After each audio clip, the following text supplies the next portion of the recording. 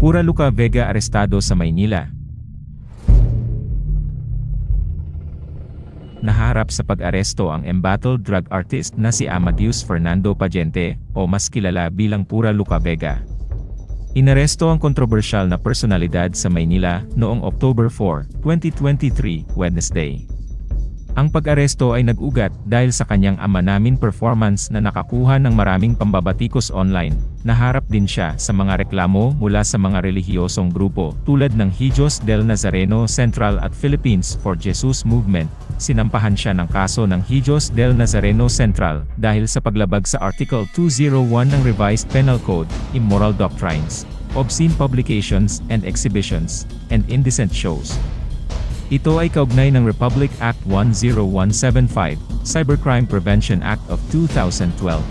Kinumpirma ni Manila Police District Spokesperson Philippines na ipinadala siya sa Manila Police District Station 3. Mananatili siya sa kustodiya ng mga otoridad. Ang kanyang piyansa ay 72,000 pesos at pinaplano ng kanyang team na piyansahan siya. Dahil dito, ginamit ng RuPaul's Drag Race alum at Drag Den Philippines Host Manila ang kanyang plataporma para tumawag ng mga donasyon. The art of drag in the Philippines is under attack, sabi niya sa Instagram today at Pura Luca Vega from at Drag Den was arrested by the Philippine National Police for violating Article 201 ng Revised Penal Code, immoral doctrines, obscene publications and exhibitions, and indecent shows. Drag is a NOTI crime.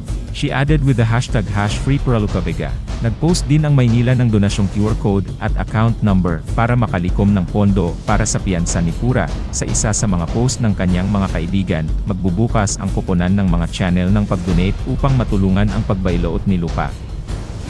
Sa pinakahuling post ng direktor, nakakolekta na ang team ng 54,358 pesos. Trending ang #FreePuraLucaVega sa Twitter sa nangungunang listahan.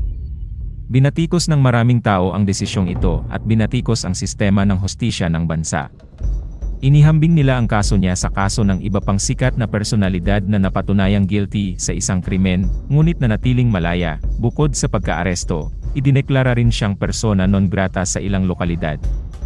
Ang Pura ay persona non grata sa Cebu City, Floridablanca sa Pampanga, General Santos City, Toboso sa Negros Occidental, Bukidnon, Dinagat Islands, Manila, Cagayan de Oro, Nueva Ecija, Laguna, Occidental Mindoro, at iba pa.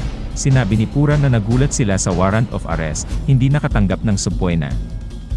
Sinabi ng drag artist na ang Ama Namin performance ay hindi sinadya upang maging disrespectful at ang kanta ay isang paraan upang ipagkasundo ang kanilang pananampalatayang Katoliko sa kanilang pagiging queer. Ang pagsasagawa nito sa publiko ay isang sagisag ng pag-ibig ng Diyos para sa lahat.